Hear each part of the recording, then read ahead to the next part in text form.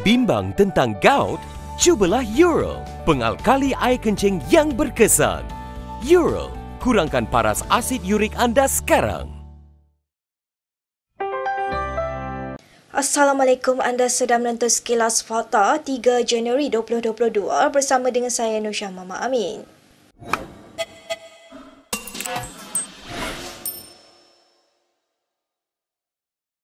Dakwaan bahawa Perdana Menteri Ismail Sabri Yaakob akan menggugurkan 3 menteri adalah bersifat kabar angin.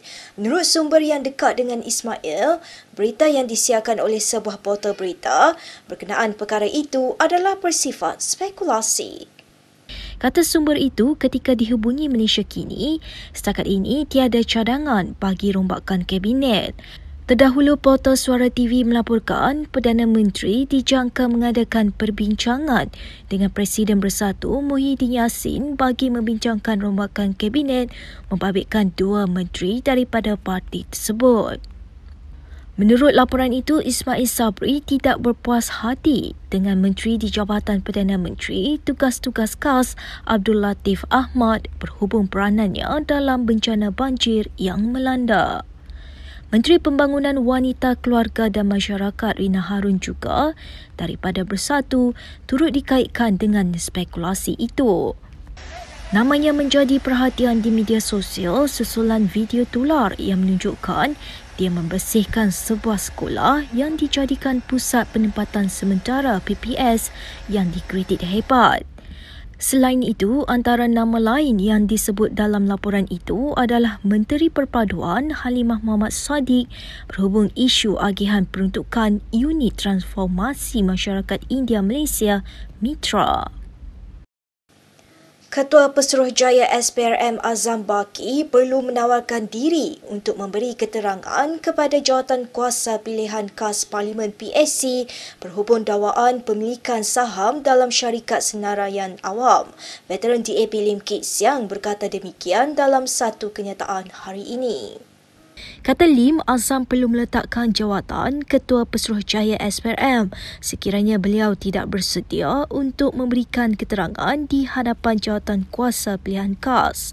Pada 14 Disember lalu, Ahli Parlimen Sungai Buloh R. Siva Rasa memfailkan usul tergempar di Dewan Rakyat untuk membahaskan dakwaan pemilikan saham oleh Azam melebihi jumlah dibenarkan. Perkara itu tidak dilaporkan secara meluas sehinggalah pakar ekonomi Edmund Terence Gomez meletakkan jawatan sebagai ahli panel perundingan dan pencegahan rasuah SPRM sebagai protes kerana badan itu tidak membincangkan dakwaan terhadap Azam. Sementara itu, Lim berkata sikap berdiam diri Perdana Menteri Ismail Sabri Yaakob mengenai perkara itu amat membimbangkan. Sementara itu, bekas Perdana Menteri Najib Razak mempersoal Lim Kit Siang berhubung kritikannya ke atas dakwaan pemilikan 2 juta unit saham oleh Ketua Pesuruhjaya SPRM Azam Baki sejak 5 hari lalu. Menurut Najib, isu Azam itu bukan ada tuduhan rasuah secara terus tetapi memiliki saham yang bernilai lebih tinggi yang perlu penjelasan. Tapi apa yang peliknya, kata Najib, isu rasuah lain yang lebih penting dan lebih kontroversial membabitkan SPRM, Lim mendiamkan diri.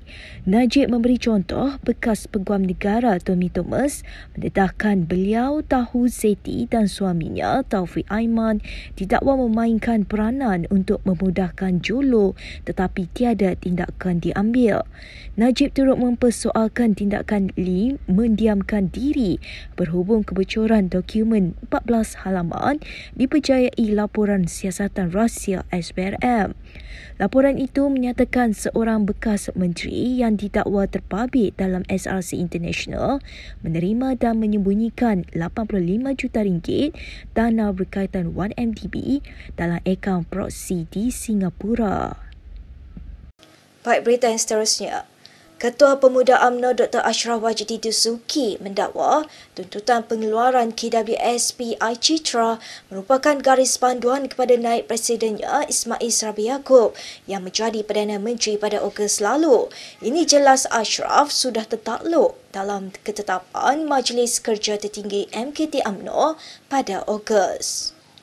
Menurutnya, ketetapan mengenai pengeluaran KWSP itu wajar dilaksanakan Ismail Sabri selagi mana MKT tidak menarik balik ketetapan itu. Ketua Pemuda UMNO itu membidas kenyataan Menteri Kewangan Tengku Zafrul Tengku Abdul Aziz menyoal niat pihak yang memperjuangkan hal itu.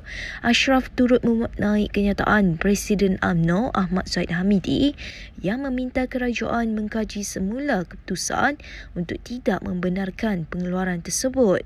Tegas Ashraf, pendirian Zahid mengenai hal itu bukanlah baru atau terbatas kepada musibah banjir sahaja.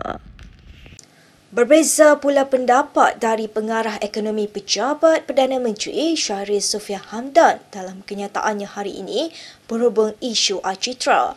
Menurut Shahrial, bantuan banjir keluarga Malaysia yang mencecah RM10,000 mengelak mangsa banjir yang mempunyai simpanan KWSP perlu terus meminjam dari masa depan sendiri. Shahrial berkata ia sekaligus mengelak mereka daripada terlepas peluang pendapatan dividen tahunan KWSP tersebut. Beliau tidak sependapat dengan Ketua Pemuda UMNO Ashraf Wajidi Dusuki yang lantang mendesak kerajaan membenarkan pengeluaran wang KWSP Acitra sebanyak RM10,000 terutama bagi mereka yang terdesak termasuk mangsa banjir. Mengulas lanjut, Shahrial berkata bantuan banjir keluarga Malaysia mencerminkan usaha kerajaan mengimbangi antara keperluan mendesak semasa dan tanggungjawab memelihara masa depan rakyat serta negara. Katanya lagi, bantuan yang diumumkan Perdana Menteri Ismail Sabri mampu meliputi semua mangsa banjir termasuk mereka yang bukan pencarum KWSP. Pada minggu lalu, Ismail Sabri mengumumkan 5 insentif pemberian tunai kepada mangsa banjir yang keseluruhannya mencecah RM10,000 bagi setiap ketua isi rumah. Seterusnya, kandungan tajaan dibawakan khas kepada anda oleh Thomson. Dikenali dengan kualiti dan inovasi produk, Thomson telah muncul sebagai salah satu produk kesihatan dan herba terkemuka di tanah air sejak tahun 1987.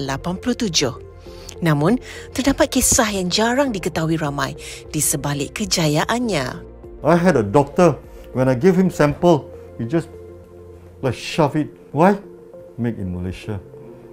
But that doctor became one of our best customer after that because we have a good product. But what you're taking in for your own health, you cannot change it when it's destroyed. That's our slogan, your health deserves the best.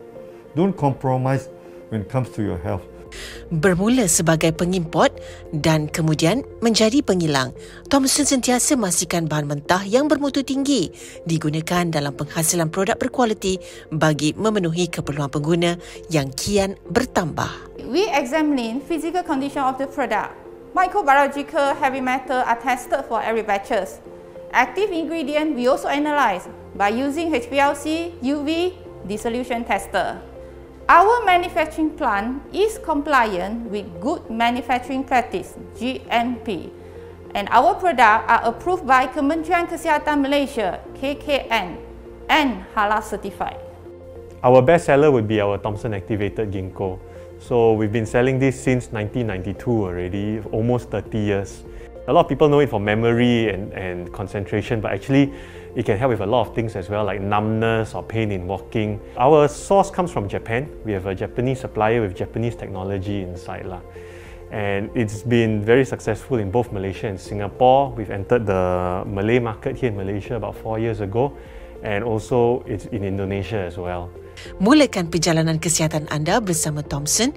Untuk maklumat lanjut, layari my.thomsonhealth.com atau membeli produk Thomson melalui platform e-dagang yang diiktiraf. Berikut beberapa lagi ringkasan berita untuk hari ini.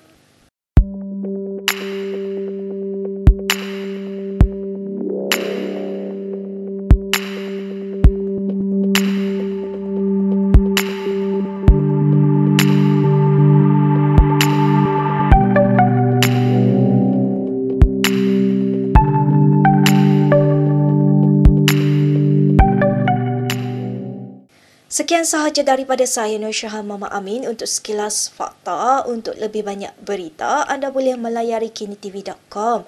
Anda juga boleh mengikuti kami di Instagram, Twitter, YouTube dan Facebook.